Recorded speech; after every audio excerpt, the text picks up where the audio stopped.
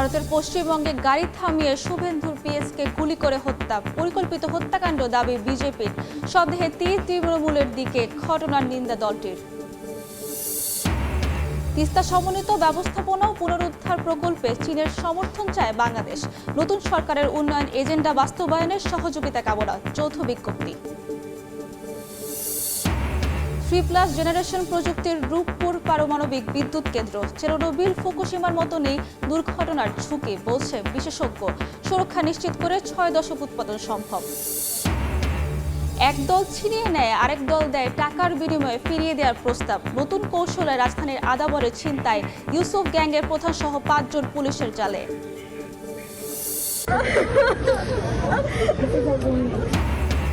যুক্তরাষ্ট্রে হত্যার শিকার বৃষ্টির জানাজা, অশ্রুসিক্ত ভালোবাসায় সহপাঠীদের শেষ বিদায়। সুষ্ঠু বিচার দাবি, শনিবার মরদেহ পৌঁছাবে ঢাকায়।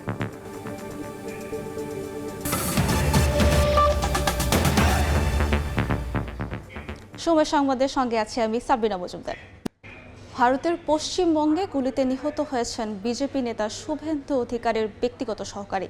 বুধবার মধ্যমগ্রামে তার গাড়ি থামিয়ে কয়েক রাউন্ড গুলি চালায় অস্ত্রধারীরা। এ সময় গুলিবিদ্ধ হন গাড়ি চালকও। এটিকে পরিকল্পিত হত্যাকাণ্ড বলে অভিযোগ করেছেন শুভেন্দু। মমতার দলের দিকে অভিযোগের তীর বিজেপির। তবে হত্যার ঘটনায় তীব্র নিন্দা জানিয়েছে তৃণমূল কংগ্রেস। বিস্তারিত জানাচ্ছেন সুব্রত আচার্য।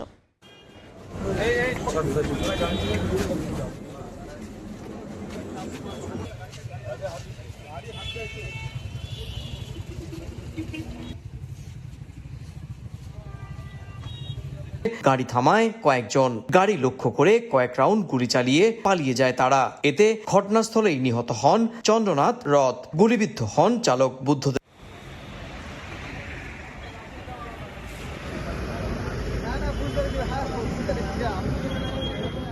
গুলিগালা তো চলতে পারতো বনগা থেকে রাজারহাট গোপালপুর পর্যন্ত, ওখানে চলেনি। ওখানে সুশাসন জারি চলছে, কিন্তু মধ্যমগ্রামে তৃণমূল জেতার পরেই এনকাউন্টার করে গুলি করে আমাদের শুভেন্দুদার প্রিয়কে মারা হয়েছে।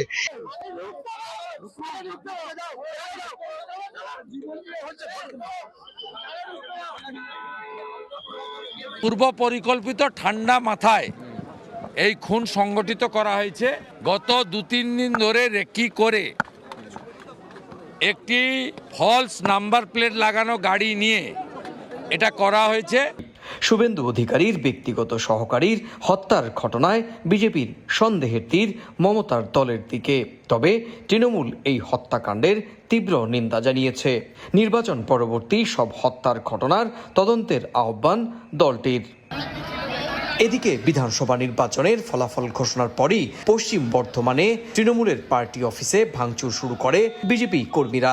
রাজনৈতিক পট পরিবর্তনের সঙ্গে সঙ্গে পশ্চিমবঙ্গে দলীয় কার্যালয় দখলের হিড়িক পড়েছে।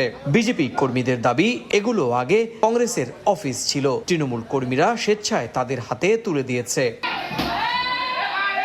দখলের পাশাপাশি সংঘাতে প্রাণহানির ঘটনাও বাড়ছে। বেলেঘাটা, নিউ টাউন, বীরভূম, হাওড়া আর উদয়নারায়ণপুরেও তৃণমূল বিজেপি কর্মীর মৃত্যুতে উত্তপ্ত হয়ে উঠেছে গোটা রাজ্য। মুর্শিদাবাদে গুলিবিদ্ধ হয়েছেন এক সিপিএম কর্মী। রাজ্য জুড়ে চলা সহিংসতা থামাতে 700 কোম্পানি কেন্দ্রীয় বাহিনী মোতায়েন করা হয়েছে। সুব্রত আচার্য, সময় সংবাদ, পশ্চিমবঙ্গ, ভারত। এদিকে ভারতের পশ্চিমবঙ্গে নির্বাচন পরবর্তী সময়ে অবৈধ অনুপ্রবেশ ঠেকাতে সীমান্তে সর্বোচ্চ সতর্ক অবস্থানে সীমান্তরক্ষী বাহিনী বিজিবি। এ নিয়ে বিস্তারিত জানাতে লালমনিরহাট আছেন সহকর্মী সুফিয়ান আল হাসান। সরাসরি যাচ্ছে তার কাছে। আমি এই মুহূর্তে রয়েছি লালমনিরহাটের দুর্গাপুরের মাস্টারপাড়া সীমান্তবর্তী একটি এলাকায়, যেখানে আপনাকে যদি আমি দেখাই, এই মাস্টারপাড়া গ্রামটি কিন্তু লালমনিরহাটের যে দুর্গাপুর রয়েছে সেই দুর্গাপুরের একেবারে সীমান্ত লাগোয়া একটি গ্রাম। এখানে এসে আমরা এখানকার যিনি ক্যাম্প কমান্ডার রয়েছে, এখানকার সীমান্তবর্তী যে ক্যাম্প রয়েছে সেই ক্যাম্পের ক্যাম্প কমান্ডারের সাথে আমরা বেশ কিছুক্ষণ কথা বলেছি। তিনি আমাদেরকে যেমনটা জানিয়েছেন যে আসলে এখন পর্যন্ত এখানকার সীমান্তবর্তী যে অবস্থা সেটি খুবই স্বাভাবিক এবং শান্ত রয়েছে। এখানকার স্থানীয় যে মানুষজন আছে রয়েছে তাদের সাথে আমরা কথা বলেছি। তারা যেমনটা জানিয়েছেন যে এখন পর্যন্ত ভারতের যে বিধানসভা হওয়ার পরে এখানকার যে পরিস্থিতি, সীমান্তবর্তী যে গ্রামটির পরিস্থিতি সেটি খুবই স্বাভাবিক রয়েছে এবং তারা খুব সুন্দরভাবে তাদের যে দৈনন্দিন যে কাজকর্ম রয়েছে সেটি কিন্তু তারা প্রত্যেক দিনের মতো আজকেও করছেন।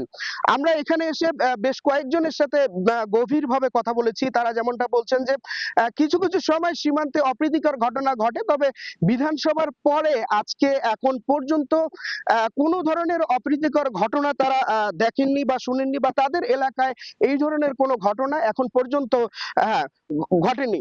এখন আমি যে এলাকাটিতে রয়েছি মাস্টারপাড়া, তো এই সীমান্তবর্তী মাস্টারপাড়া এলাকায় আমরা এখানকে ঘোরাঘুরি করে সবশেষ যেটুকু জানতে পেরেছি সেটি হচ্ছে যে এখন পর্যন্ত শান্ত অবস্থা বিরাজ করছে এই সীমান্তবর্তী এই এলাকাটিতে। তো এই ছিল লালমনিরহাটের মোগলহাট থেকে সবশেষ খবরাখবর আমার কাছে। দর্শক, ভারতের বিধানসভা নির্বাচনের পর সতর্ক অবস্থানে আছে বিজেপি এবং সে বিষয়ে তথ্য দিচ্ছিলেন আমাদের সহকর্মী। তিস্তা নদীর সমন্বিত ব্যবস্থাপনা ও পুনরুদ্ধার প্রকল্পে চীনের সরাসরি সম্পৃক্ততা ও সমর্থন চেয়েছে বাংলাদেশ। এছাড়া নতুন সরকারের উন্নয়ন এজেন্ডা বাস্তবায়নে সহযোগিতা কামনা করেছে ঢাকা। বেইজিংয়ে পররাষ্ট্রমন্ত্রী ডক্টর খলিলুর রহমান ও চীনা পররাষ্ট্রমন্ত্রীর দ্বিপাক্ষিক বৈঠক শেষে এক যৌথ সংবাদ বিজ্ঞপ্তিতে এসব তথ্য জানানো হয়। তিস্তার পানি বন্টন নিয়ে ভারতের সঙ্গে বাংলাদেশের সমস্যা দীর্ঘদিনের। বিষয়টি সমাধানে 2011 সালে ভারতের সঙ্গে বাংলাদেশের চুক্তি চূড়ান্ত হলেও আলোর মুখ দেখেনি সেটি। এবার তিস্তা মহাপরিকল্পনা বাস্তবায়নে গুরুত্ব আরোপ করেছে সরকার। বাংলাদেশ চীন পররাষ্ট্রমন্ত্রী বৈঠকেও বিশেষ গুরুত্ব পেয়েছে তিস্তা মহাপরিকল্পনা। বুধবার বেইজিংয়ে বৈঠকে বসেন বাংলাদেশ ও চীনের পররাষ্ট্রমন্ত্রী। বৈঠকে তিস্তা মহাপরিকল্পনা ছাড়াও দ্বিপাক্ষিক সম্পর্ক, রোহিঙ্গা প্রত্যাবাসন ও মধ্যপ্রাচ্য পরিস্থিতি সহ বিভিন্ন বৈশ্বিক ইস্যুতে ঐক্যমত্যে পৌঁছায় দুই দেশ। বৈঠকে পররাষ্ট্রমন্ত্রী ডক্টর খলিলুর রহমান বলেন, বাংলাদেশ তার উন্নয়নে চীনের দীর্ঘদিনের সহায়তার জন্য কৃতজ্ঞতা প্রকাশ করে। একই সঙ্গে বাংলাদেশ তিস্তা নদীর সমন্বিত ব্যবস্থাপনা ও পুনরুদ্ধার প্রকল্পে চীনের সম্পৃক্ততা ও সমর্থন কামনা করে। তিনি আরো বলেন, বাংলাদেশের নতুন সরকার চীনের সঙ্গে সম্পর্ক উন্নয়নে জোর দিয়েছে। তাইওয়ান প্রশ্নে বাংলাদেশ দৃঢ়ভাবে চীনের পাশে আছে এবং বাংলাদেশ এক চীন নীতি অনুসরণ করে। এদিকে চীনের পররাষ্ট্রমন্ত্রী ওয়াং ই বলেন, বাংলাদেশের সঙ্গে চীনের যে ঐতিহ্যগত বন্ধুত্ব তা আরও গভীর করতে চায় বেইজিং। চীন তার সক্ষমতার সর্বোচ্চ দিয়ে বাংলাদেশকে সহযোগিতা অব্যাহত রাখবে। রোহিঙ্গা জনগোষ্ঠী ইস্যুতে বাংলাদেশ ও মিয়ানমারের মধ্যে গ্রহণযোগ্য সমাধান খুঁজে বের করতে সমর্থন অব্যাহত রাখার কথাও জানান দেশটির পররাষ্ট্রমন্ত্রী। ওয়ালিউল সাকিব, সময় সংবাদ। এমনিতেই স্পর্শকাতর পরমাণু থেকে বিদ্যুৎ উৎপাদন, তার উপর বাংলাদেশ একেবারেই নবাগত। তাই কেমন হবে রূপপুর পারমাণবিক কেন্দ্রের নিরাপত্তা, তা নিয়ে আছে নানা জল্পনা। তবে পরমাণু বিজ্ঞানী ও নীতি নির্ধারকরা বলছেন 3+ জেনারেশন প্রযুক্তি হওয়ায় রূপপুর পারমাণবিক বিদ্যুৎ কেন্দ্রে রয়েছে সর্বাধুনিক নিরাপত্তা ব্যবস্থা। ফলে চেরনোবিল, ফুকুশিমার মতো ঝুঁকি নেই রূপপুরে। প্রকল্প এলাকা ঘুরে এসে ফারুক ভুইয়া রবনের রিপোর্ট, ছবি তুলেছেন আল মামুন। পারমাণবিক জ্বালানি ইউরেনিয়াম লোডিং এর মধ্য দিয়ে রূপপুর প্রবেশ করেছে অপারেশনাল স্টেজ বা বিদ্যুৎ উৎপাদন প্রক্রিয়ায়। তবে অন্য যে কোনো বিদ্যুৎ কেন্দ্রের তুলনায় পারমাণবিক বিদ্যুৎ উৎপাদনকে বেশ স্পর্শকাতর বিবেচনা করা হয়। তার উপর আছে চেরনোবিল, ফুকুশিমা দুর্ঘটনার মতো ভয়াবহ কিছু নজির। এ অবস্থায় স্বাভাবিকভাবেই প্রশ্ন উঠতে পারে, কতটা নিরাপদ হবে রূপপুর থেকে পারমাণবিক বিদ্যুৎ উৎপাদন। এ নিয়ে অনেকের মধ্যে আছে নানা শঙ্কা। তবে পরমাণু গবেষক ও বিশেষজ্ঞরা বলছেন, রূপপুরে যে 3+ জেনারেশন প্রযুক্তির VVER 1200 রিয়েক্টর স্থাপন করা হয়েছে, তাতে বড় দুর্ঘটনার ঝুঁকি এড়ানো সম্ভব। এখন আর ফুকুশিমা, চেরনোবিলের মতো সেই উদ্বিগ্নতা নেই, কারণ প্রযুক্তির অনেক উন্নতি সাধন হয়েছে। ওগুলো তো আসলে 70-এর ডিজাইন, আর আমাদের হলো 2015 সালের ডিজাইন। সিভিআর কারণেও যদি দুর্ঘটনাপতিত না হয় সে ধরনের রিঅ্যাক্টর কিন্তু ওখানে নির্বাচন করা হয়েছে। এখানে কোর ক্যাচার আছে, ডাবল কন্টেনমেন্ট স্ট্রাকচার আছে। রিঅ্যাক্টরের কোর যে বিপর্যয় হওয়ার ঘটার সম্ভাবনা খুব কম। এটি রূপপুর পারমাণবিক বিদ্যুৎ কেন্দ্রের রিঅ্যাক্টর ভবন, যেখানে নিশ্চিত করা হয়েছে কয়েক স্তরের নিরাপত্তা ব্যবস্থা, যার উপর ভর করে শান্তিপূর্ণ উপায়ে নিরাপদে দশকের পর দশক ধরে পরমাণু থেকে বিদ্যুৎ উৎপাদন করতে চায় বাংলাদেশ। রুশ নির্মাতা প্রতিষ্ঠান রোসাটম বলছে 5 স্তরের নিরাপত্তায় মোড়ানো রূপপুরের পারমাণবিক চুল্লি থেকে বাইরে তেজস্ক্রিয়তা ছড়ানোর কোনো ঝুঁকি নেই। এমনকি গাঁথনিক দিক থেকে কেন্দ্রটি এতই মজবুত যে শক্তিশালী ঘূর্ণিঝড়, 8 মাত্রার ভূমিকম্প, বন্যার মতো প্রাকৃতিক দুর্যোগ কিংবা বিমান আক্রমণেও সুরক্ষিত থাকবে রূপপুর। আন্তর্জাতিক মানদণ্ডের সঙ্গে পুরোপুরি সঙ্গতি রাখা হয়েছে রূপপুর পারমাণবিক বিদ্যুৎ কেন্দ্রে, যেখানে রয়েছে কয়েক স্তরের অত্যাধুনিক সুরক্ষা ও দুর্ঘটনা প্রতিরোধ ব্যবস্থা, যা যে কোনো পরিস্থিতিতে মানুষ ও প্রকৃতির নিরাপত্তা নিশ্চিত করবে। নীতি নির্ধারকরা বলছেন সব ধরনের সুরক্ষা নিশ্চিত করেই অন্তত 6 দশক রূপপুর থেকে বিদ্যুৎ উৎপাদন সম্ভব। সবকিছু বুঝে নেওয়ার পর মনে হয়েছে there is no possibility of any kind of accident ইনশাআল্লাহ। আর 3+ জেনারেশন একটা nuclear project, even there in accident, সেটার কিন্তু মেজারমেন্ট নেওয়া আছে এবং সেই মেজারমেন্টটাও উইদাউট এনি মানে কি বলবো ড্যামেজিং আশেপাশে যা থাকবে আল্লাহ চাইতে ওরকম কোনো ইয়ে হবে না। তবে বিশেষজ্ঞরা মনে করেন প্রযুক্তিগত দিক থেকে রূপপুর অত্যাধুনিক মানের হলেও যথাযথ নিরাপত্তা নিশ্চিতে পরিচালনগত ব্যবস্থাপনাও সমান গুরুত্বপূর্ণ। উন্নত মানের যন্ত্রই স্থাপন করা হয়েছে, এটা সেফটি সিস্টেম অনেক উন্নত হয়েছে, কিন্তু ব্যবস্থাপনা যদি ঠিকভাবে না হয় এটা চালানোরও কিন্তু খুব কঠিন হবে, চ্যালেঞ্জ হবে এবং এতে যদি অর্থনৈতিক ঝুঁকি কিন্তু ভয়াবহ রকম হতে হবে। আগস্টে জাতীয় গ্রিডে রূপপুরের 300 মেগাওয়াট বিদ্যুৎ যুক্ত হওয়ার কথা। ধাপে ধাপে আগামী বছরের শেষ নাগাদ 2400 মেগাওয়াট ক্ষমতার রূপপুরকে পূর্ণ সক্ষমতায় উৎপাদনে আনতে চান নীতি নির্ধারকরা। ফারুক ভিয়া, রবিন, সময় সংবাদ, ঢাকা। রাজধানীর আদাবরের নতুন কৌশলে নিয়েছে ছিনতাইকারীরা। দুটি গ্রুপে ভাগ হয়ে ছিনতাই করছে তারা। ছিনতাই করে এক গ্রুপ, পরে টাকার বিনিময়ে মালামাল ফিরিয়ে দেওয়ার প্রস্তাব দেয় অন্য গ্রুপ। এজন্য মোবাইল নম্বরও দিয়ে আসে তারা। সম্প্রতি মোবাইল ফোন ছিনতাইয়ে জড়িত ইউসুফ গ্রুপের প্রধান সহ 5 জনকে গ্রেফতার করেছে পুলিশ। মাসুদুর রহমানের রিপোর্ট। 3রা মে দুপুর 1:47 অটোরিকশায় করে পালিয়ে যাচ্ছে 3 জন। সিসি ক্যামেরায় ধরা পড়া এ দৃশ্য রাজধানীর আদাবরের মনসুরাবাদ এলাকার। এর 17 মিনিট আগে দুপুরের খাবার খেতে বাসায় যাচ্ছিলেন ফুচকা দোকানে। পথে অস্ত্র ঠেকিয়ে তাকে পরিত্যক্ত টিনশেড ঘরে নিয়ে যায় 3 ছিনতাইকারী। মাথায় আঘাত করে সঙ্গে থাকা মোবাইল ও নগদ টাকা ছিনিয়ে নিয়ে পালিয়ে যায় তারা। কিস্তি দিলাম, মা কিনা দিছে, অনেক কষ্টের ফোন, তারপরে কান্নাকাটি করলাম। এখানেই শেষ নয়, কিছুক্ষণ পর ওই দোকানের কাছে টাকার বিনিময়ে ফোন ফিরিয়ে দেওয়ার প্রস্তাব দেন 2 জন। ফোন নাম্বার দিছে বলতে এরকমই বোঝাইতেছে যে ওরা টাকা পয়সা নিব, তারপরে মোবাইল ফেরত দিব। ছিনতাইয়ের শিকার হয়েছেন একই এলাকার হোটেল কর্মচারীও। 27 এপ্রিল ভোরে তার ফোন ছিনিয়ে নেওয়ার পর টাকার বিনিময়ে ফেরত দেওয়ার প্রস্তাব দেওয়া হয়। টাকা প্রথম 300 টাকা দিছে, পরে সেট যদি ক্যাম্পে পাই 2-3 টাকা লাগবে। সময় সংবাদ দেখে ছুটে আসেন ছিনতাইয়ের শিকার আরো কয়েকজন। জানান এলাকার সব গলিতেই ওত পেতে থাকে ছিনতাইকারীরা। প্রতিদিনই শিকার হচ্ছেন কেউ না কেউ। প্রমাণ ঢাকতে ঘটনাস্থলের আশপাশের সিসি ক্যামেরাও নষ্ট করে ফেলে অপরাধীরা। এই জায়গাটা এত মানে ভয়ঙ্কর হয়েছে, মানে যে কি বলবো, এখানে মানুষ যাইতে অনেক অনেক ভয় পাচ্ছে এখন। রাজধানীর আদাবরের মনসুরাবাদের পরিত্যক্ত এই টিনশেডটি অপরাধীদের আস্তানায় পরিণত হয়েছে। এখানে একদিকে চলে মাদক সেবন, অন্যদিকে অপরাধ কার্যক্রম। দিন কিংবা রাত যারা এদিক দিয়ে চলাফেরা করতে যায় তাদেরই অস্ত্রের মুখে জিম্মি করে এখানে এনে সর্বস্ব লুটে নেওয়া হয়। এসব একের পর এক ঘটনায় অতিষ্ঠ এই এলাকার লোকজন সবাই এর সমাধান চান। একের পর এক ছিনতাইয়ের ঘটনায় তৎপর পুলিশও। ধরা পড়েছে ফুচকা বিক্রেতার ফোন ছিনতাইয়ে জড়িত 5 জন। গ্রেফতার ইউসুফের নেতৃত্বে ছিনতাই ও টাকার বিনিময়ে ফোন ফিরিয়ে দেওয়ার কাজ করে দলটি। তাৎক্ষণিক অভিযান চালিয়ে তার মোবাইলটি উদ্ধার করেছি। 4 জন যে ছিনতাইকারী তাদেরকেও আইনের আওতায় এনেছি এবং এখন মামলাটি হলে আমরা তদন্ত আরও গভীরে যাব। চক্রের বাকি সদস্য সহ সক্রিয় অন্য গ্রুপের অপরাধীদের ধরতে অভিযানে পুলিশ। মাসুদুর রহমান, সময় সংবাদ, ঢাকা। হামের প্রাদুর্ভাব ঠেকাতে খুলনা বিভাগে টিকাদান কর্মসূচি শুরু হলেও বড় বাধা স্বাস্থ্যকর্মী সংকট। বিভাগের 10 জেলায় 20,909টি পদের বিপরীতে শূন্য প্রায় 1/3। এতে ব্যাহত হচ্ছে টিকা কার্যক্রম, বাড়ছে ঝুঁকি। আব্দুল হালিমের ছবিতে আরও জানাচ্ছেন আব্দুল্লাল মামুন রুবেল। সুভাষ চন্দ্র গাইন খুলনার বটিয়াঘাটার ৩ নম্বর ওয়ার্ডের স্বাস্থ্য সহকারী হিসেবে কর্মরত। তবে জনবল সংকটে সপ্তাহে 2 দিন 25 কিলোমিটার পথ পাড়ি দিয়ে একই উপজেলার জলমাই ইউনিয়নের 1 নম্বর ওয়ার্ডেও তাকে সেবা দিতে হচ্ছে। ডিউটি ছাড়াও আমাকে অতিরিক্ত এখান থেকে একটা নদী পার হয়ে 20 কিলো দূরে দায়িত্ব পালন করতে হয়। স্বাস্থ্য সহকারী পদ এখানে আজ বিগত প্রায় 12 থেকে 15 বছর নিয়োগ হয় না। হামের প্রাদুর্ভাব ঠেকাতে খুলনা বিভাগ জুড়ে ব্যাপক টিকাদান কর্মসূচির কারণে সুভাষচন্দ্রের মতো সব স্বাস্থ্য সহকারীর কাঁধে এখন অনেক দায়িত্ব। তবে জেলায় 392টি স্বাস্থ্য সহকারীর পদের বিপরীতে কাজ করছেন মাত্র 150 জন। এতে স্বাস্থ্য সেবার চাকা চললেও গতি কম। একই চিত্র পুরো খুলনা বিভাগে। অন্যান্য পদেও জনবল সংকটের একই চিত্র।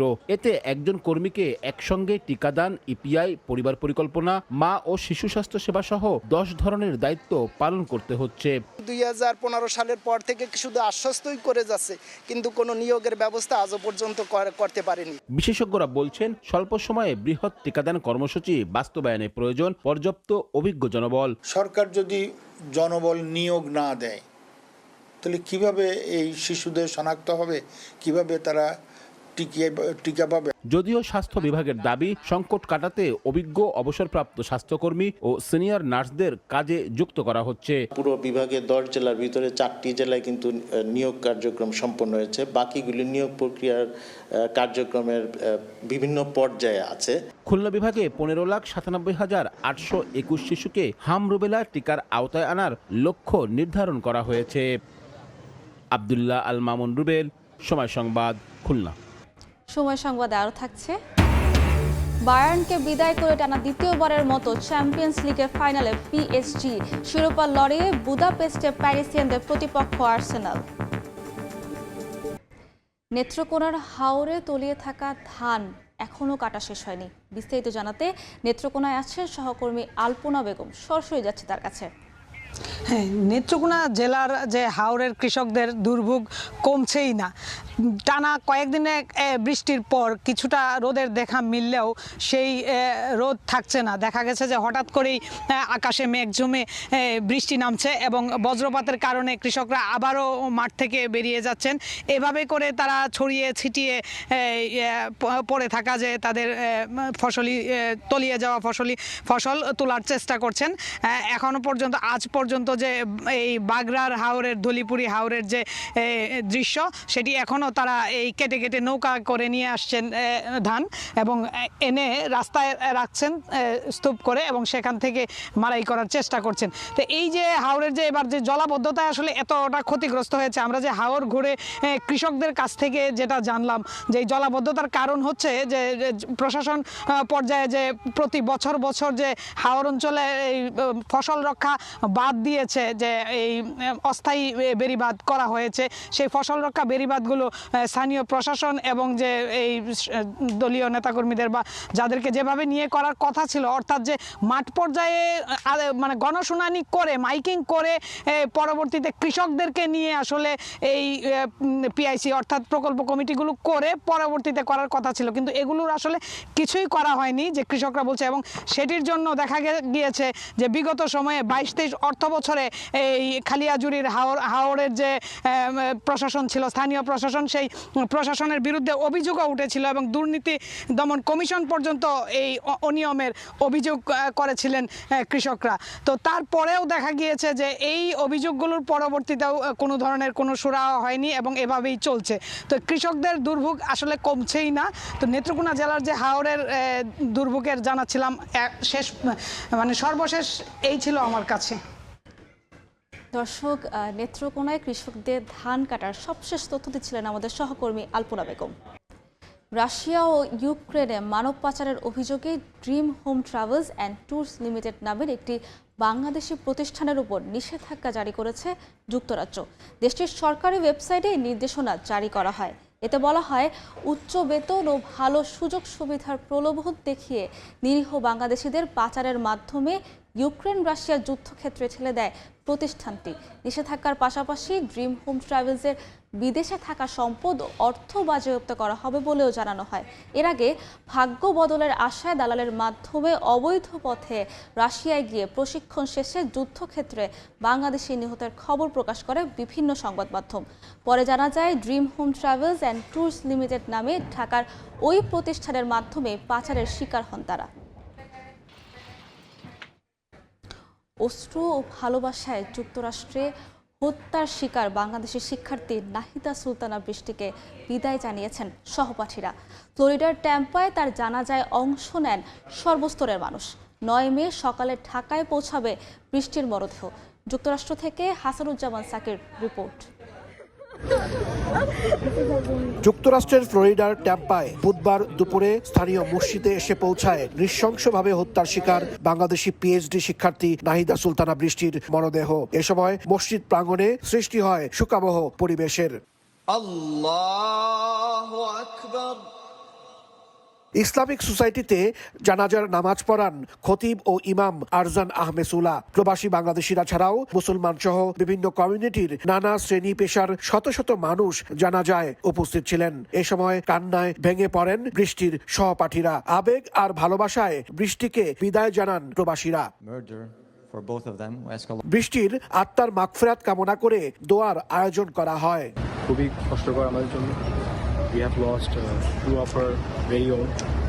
The entire process-টা আমার জন্য খুবই দুঃখকর and সব কিছু মিলে আমরা ঠিকভাবে নেই, আমাদের ফাইনাল চলছে and we hopeful that এটা যেন কোনো একটা সিচুয়েশন আর কখনো না ঘটে। এদিকে পররাষ্ট্র মন্ত্রণালয়ের নির্দেশে আগামী 9 মে দেশে পাঠানো হচ্ছে বৃষ্টির মরদেহ। ওয়াশিংটনে বাংলাদেশ দূতাবাস জানিয়েছে বৃহস্পতিবার স্থানীয় সময় রাত 8:50 অরল্যান্ডো আন্তর্জাতিক বিমানবন্দর থেকে এমিরেটস এয়ারলাইন্সের একটি ফ্লাইটে রওনা হয়ে মরদেহ ঢাকায় পৌঁছাবে 9 মে শনিবার সকাল 8:40। প্রেস মিনিস্টার গোলাম মোর্তজা জানান, জামিল ও বৃষ্টিকে মরণোত্তর ডক্টরেট ডিগ্রি প্রদানের সিদ্ধান্ত নিয়েছে সাউথ ফ্লোরিডা বিশ্ববিদ্যালয়। শুক্রবার বিশ্ববিদ্যালয়ের বসন্তকালীন সমাবর্তনে বাংলাদেশ সরকারের প্রতিনিধির কাছে এই ডিগ্রি তুলে দেয়া হবে। মিয়ামি কনসুলেটকে চিঠি দিয়ে বিশ্ববিদ্যালয় কর্তৃপক্ষ এই তথ্য নিশ্চিত করেছে। মিয়ামির বাংলাদেশ কনসুলেটের একজন প্রতিনিধি সমাবর্তনে উপস্থিত থেকে জামিল লিমন এবং নাহিদা সুলতানা বৃষ্টির পরিবারের পক্ষে এই ডক্টরেট ডিগ্রি গ্রহণ করবেন। গেল 16 মে যুক্তরাষ্ট্রের ট্যাম্পায় নিখোঁজ হওয়ার কয়েকদিন পর ইউনিভার্সিটি অফ সাউথ ফ্লোরিডার বাংলাদেশি 2 পিএইচডি শিক্ষার্থী জামিল ও বৃষ্টির মরদেহ উদ্ধার করে পুলিশ। তদন্তকারী সংস্থা জানায়, জামিলের রুমমেট হিশাম আবু গেরোয়ে তাদের হত্যা করেছে। গ্রেফতারের পর আদালত অভিযুক্ত হিশামকে কারাগারে পাঠিয়েছেন।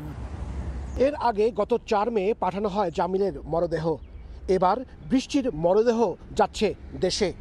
এই ঘটনার 3 সপ্তাহ পরও ট্যাম্পা এলাকা ও সাউথ ফ্লোরিডা বিশ্ববিদ্যালয় ক্যাম্পাস জুড়ে শোকাবহ পরিবেশ। হাসানুজ্জামান সাকি, সময় সংবাদ, যুক্তরাষ্ট্র।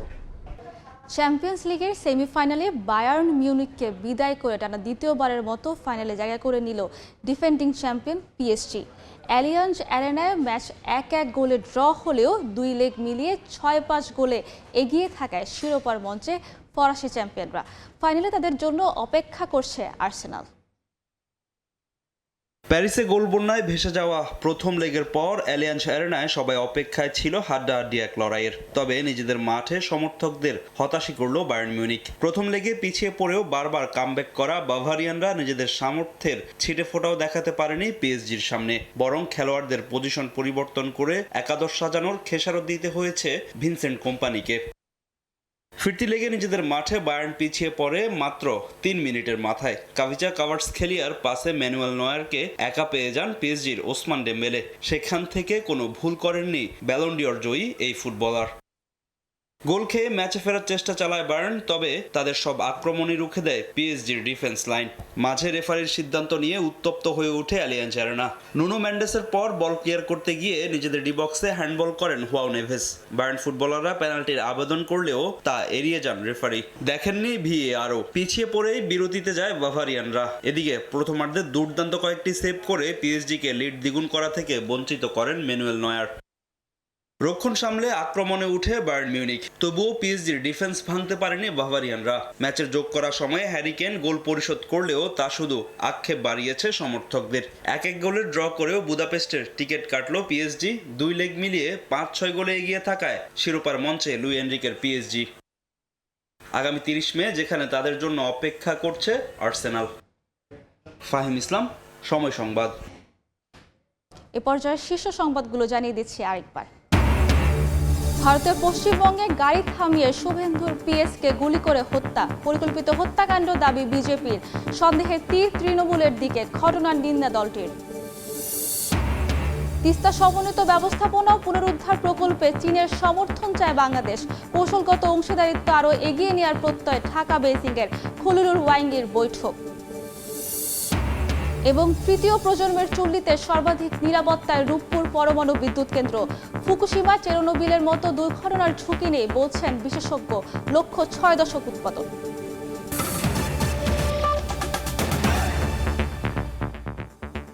এ ছিল সকাল 10টার সময় সংবাদে। এরপর এ সময়ের বাণিজ্যের সঙ্গে থাকবেন কাজল আব্দুল্লাহ। ধন্যবাদ সাবরিনা। এ সময় বাণিজ্য নিয়ে আসছে কিছুক্ষণ পরে, সঙ্গে থাকুন সময়ের।